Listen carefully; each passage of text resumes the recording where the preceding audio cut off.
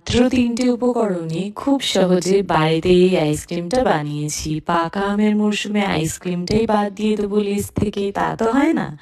আইসক্রিমটা অবশ্যই বানাতে হবে। তো প্রথমেই ২টো পাকা আমকে ব্লেন্ডার জারে ব্লেন্ড করে নিয়েছি, সাথে দিয়েছি কনডেন্স মিল্ক। আমি এখানে চিনির ব্যবহার একদম করিনি।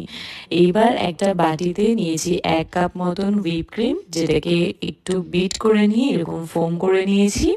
যেহেতু ক্রিমের মধ্যেও একটু মিষ্টি আছে, আমে আছে, কনডেন্স মিল্কে তো অবশ্যই আছে, তাই আমি আর আলাদা করে কোনো চিনির ব্যবহার করিনি।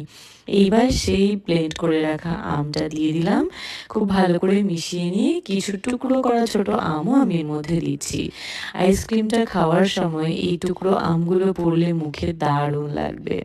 ৩টে জিনিস ভালো করে মিশিয়ে এবার একটা টিফিন বক্সে ঢেলে নিচ্ছি, আর একটু লেয়ারিং করে আমি কয়েকটা আমের টুকরো দিয়েছি, আর একদম উপরে এভাবে আমের পাল্প দিয়ে একটুখানি ডিজাইন মতন করে নিয়েছি। ব্যাস, এইবার পুরো টানা ১ দিন আমি ডিপ ফ্রিজে এটাকে জমতে দিয়েছি। এভাবে কিন্তু ১-২ সপ্তাহের জন্য আইসক্রিম বানিয়ে বাড়িতেই রাখতে পারো। ছোট থেকে বড় সবাই ভীষণ পছন্দ করবে। আর ম্যাঙ্গো আইসক্রিমের আরও ২-৩ রকম আইসক্রিম আমি বানিয়ে দেখাবো খুব তাড়াতাড়ি। আমার কাছে আইসক্রিম স্কুপ ছিল না, তার জন্য এরকম একটা বড় হাতা, যেটার মাথাটা গোল, সেটা দিয়ে আইসক্রিমটাকে সেমভাবেই তুলে নিতে পেরেছি। দেখেছো, দেখেই কত ইয়াম্মি লাগছে, আর খেতেও কিন্তু দারুণ ছিল। কেমন লাগলো রেসিপিটা অবশ্যই কমেন্টে জানিও। আজ তবে যাই, বাই।